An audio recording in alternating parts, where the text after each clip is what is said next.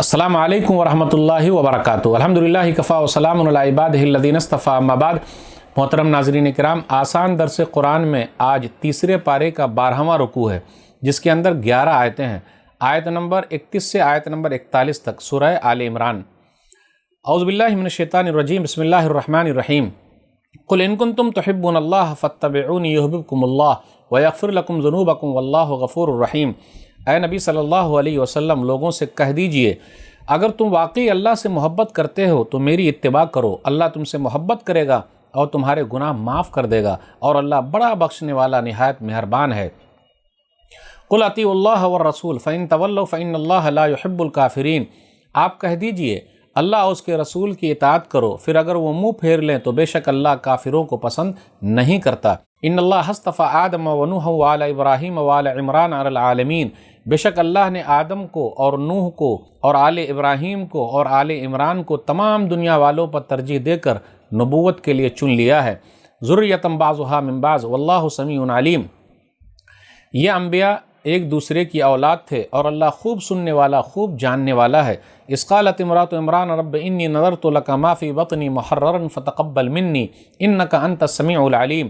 جب عمران کی بیوی نے کہا اے میرے رب، بے شک میں نے نظر یعنی منت مانی ہے کہ جو بچہ میرے پیٹ میں ہے وہ تیرے لیے وقف ہے، تو اسے میری طرف سے قبول فرما، بے شک تو خوب سننے والا، خوب جاننے والا ہے۔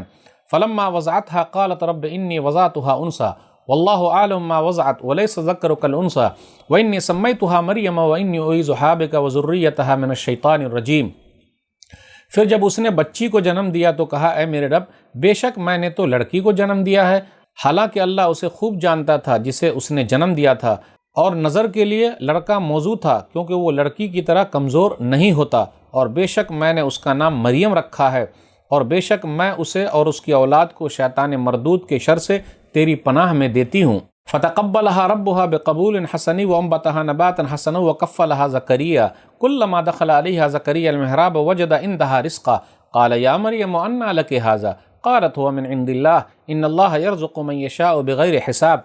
پھر اس کے رب نے اس لڑکی کو اچھے طریقے سے قبول کر لیا اور اس کی اچھی طرح پرورش کی، اور زکریا کو اس کا کفیل یعنی سرپرست بنا دیا۔ جب بھی زکریا حجرے میں مریم کے پاس جاتے تو اس کے پاس کھانے کی اشیاء پاتے، کھانے کی چیزیں پاتے، تو وہ کہتے اے مریم، یہ چیزیں تیرے پاس کہاں سے آئی ہیں؟ وہ کہتی یہ اللہ کی طرف سے آئی ہیں، بے شک اللہ جسے چاہتا ہے بے حساب رزق عطا فرماتا ہے۔ ہنالک دعا زکریا ربہ قال رب هب لي من لدنك ذرية طيبة انك سميع الدعاء۔ وہیں زکریا نے اپنے رب سے دعا کرتے ہوئے کہا اے میرے رب، مجھے اپنے پاس سے پاکیزہ اولاد عطا فرما، بے شک تو ہی دعا کا سننے والا ہے۔ فنادته الملائکۃ وهو قائم يصلي في المحراب ان الله يبشرك بيحيى مصدقا بكلمة من الله وسيدا وحصورا ونبيا من الصالحین۔ چنانچہ جب وہ حجرے میں کھڑے نماز پڑھ رہے تھے تو انہیں فرشتوں نے آواز دی، بے شک اللہ آپ کو یحییٰ بیٹے کی بشارت دیتا ہے جو اللہ کے کلمے عیسیٰ علیہ السلام کی تصدیق کریں گے، اور سردار اور کمال ضبط رکھنے والے اور نبی یعنی نیک لوگوں میں سے ہوں گے۔ قال رب انا یکون لی غلام وقد بلغنی الکبر وامراتی عاقر قال کذلک اللہ یفعل ما یشاء۔ زکریا نے کہا علیہ السلام، اے میرے رب، میرے یہاں لڑکا کیسے ہوگا جب کہ میں بوڑھا ہو چکا ہوں اور میری بیوی بانجھ ہے؟ فرشتے نے کہا اسی طرح ہوگا، اللہ جو چاہتا ہے کرتا ہے۔ قال رب اجعل لی آیہ قال آیتک الا تکلم الناس ثلاثة ایام الا رمزا واذکر ربک کثیرا وسبح بالعشی والابکار۔ زکریا نے کہا اے میرے رب، میرے لیے کوئی نشانی مقرر فرما دے۔ اللہ نے فرمایا آپ کے لیے نشانی یہ ہے کہ 3 دن تک لوگوں سے اشارے کے سوا کلام نہ کر سکیں گے، اور اپنے رب کو کثرت سے یاد کیجئے اور صبح شام اس کی تسبیح بیان کیجئے۔ ناظرین کرام، آسان درس قرآن کے اندر تیسرے پارے میں یہ 12واں رکوع تھا، جس کے اندر سورہ آل عمران سورہ نمبر 3 کی 11 آیتیں آیت نمبر 31 سے آیت نمبر 41 تک ہے۔ پہلے دیکھ لیں آپ آیت نمبر 31 و 32 کو دیکھیے۔ قل ان کنتم تحبون اللہ فاتبعونی۔ اگر تم لوگ اللہ سے محبت کرتے ہو تو میری بات مانو، میری اتباع کرو۔ یہاں یہ نہیں کہا گیا فاحبونی، تم لوگ مجھ سے محبت کرو۔ تو نبی صلی اللہ علیہ وسلم سے سچی محبت یہ ہے کہ ہم نبی صلی اللہ علیہ وسلم کی بات مانیں۔ نبی صلی اللہ علیہ وسلم کی ذات سے بھی محبت ہے، نبی صلی اللہ علیہ وسلم کی بات سے بھی محبت ہے، تو اللہ تعالیٰ کیا کرے گا؟ گناہوں کو معاف فرمائے گا، درجات کو بلند کر دے گا۔ پھر اسی طرح آگے یہ بیان کیا جا رہا ہے کہ اللہ تعالیٰ نے چن لیا، اور اللہ تعالیٰ نے کن کو چنا؟ آدم علیہ الصلاۃ والسلام کو، نوح علیہ الصلاۃ والسلام کو، ابراہیم علیہ الصلاۃ والسلام کے خاندان کو، اور آل عمران کے خاندان کو۔ سورہ آل عمران جو نام ہے، تو یہ آل عمران کون ہے؟ عمران کا خاندان کون ہے؟ یا عمران سے کیا مراد ہے؟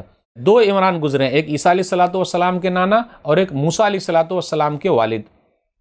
یہاں جو ذکر ہے وہ عیسیٰ علیہ الصلاۃ والسلام کے نانا کے خاندان کا ذکر ہے، تو یہ عمران سے مراد عیسیٰ علیہ الصلاۃ والسلام کے نانا ہیں، اور دوسرے عمران کون ہیں؟ موسیٰ علیہ الصلاۃ والسلام اور ہارون علیہ الصلاۃ والسلام کے ابا ہیں۔ تو اب فضیلت کیسے ملی؟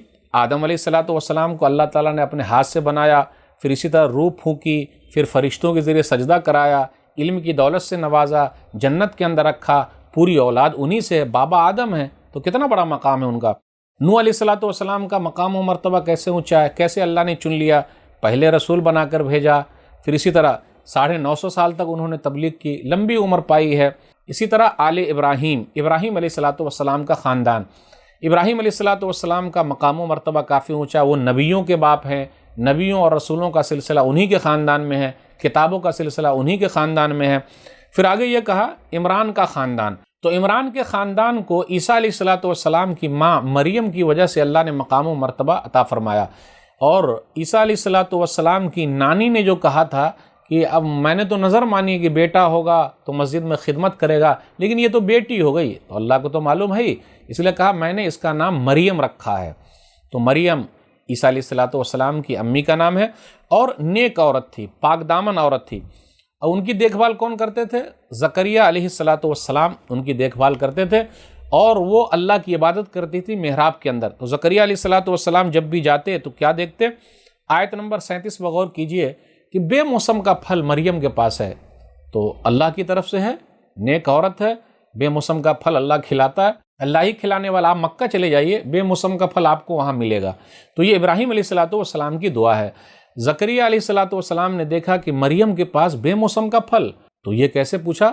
کہاں سے ہے؟ قال یا مریم انا لک ھذا قالت هو من عند اللہ ان اللہ یرزق من یشاء بغیر حساب، کہا اللہ کی طرف سے۔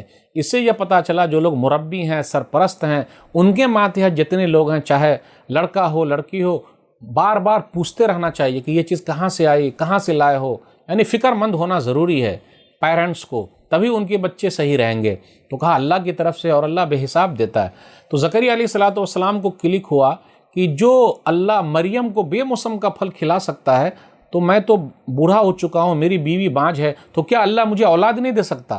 تو انہوں نے دعا مانگی۔ ناظرین کرام، جن کو بھی اولاد نہیں ہو رہی ہے یہ دعا یاد کر لے۔ یہ دعا ہے سورہ آل عمران، سورہ نمبر 3 آیت نمبر 38، رب ہب لی من لدنک ذریۃ طیبہ انک سمیع الدعاء۔ بہت سارے جوڑے ایسے ہیں اولاد نہیں ہو رہی ہے، بچے نہیں ہو رہے ہیں، دونوں پوزیٹیو ہیں پھر بھی نہیں۔ میں تو کہتا ہوں کہ اگر اس میں سے ایک بھی نیگیٹو ہے، لیکن پھر بھی اللہ سے مانگنے سے پیچھے مت ہٹیے۔ آپ غور کر لیجئے، بانجھ عورت ہے زکریہ علیہ الصلاۃ والسلام کی، تو اللہ نے ان کو بچہ دے دیا۔ تو ہمارا اگر نیگیٹو ہے تو کیا ہوا؟ وہی رب دوبارہ پوزیٹو کر سکتا ہے، تو اس لیے گھبرانے کی ضرورت نہیں کہ ٹیسٹ میں نہیں نیگیٹو ہے، نہیں ہو سکتا، کیا معلوم کب کیا ہو جائے۔ اس لیے دعا مانگتے ہوئے مت تھکیے، مانگتے رہیے اور اللہ کی تقدیر پر راضی رہیے۔ چند باتیں ہیں، اللہ سے دعا ہے اللہ تعالیٰ ہم لوگ کو قرآن کریم کو پڑھنے، سمجھنے، عمل کرنے اور لوگوں تک پہنچانے کی توفیق دے، آمین۔ والسلام علیکم ورحمۃ اللہ وبرکاتہ۔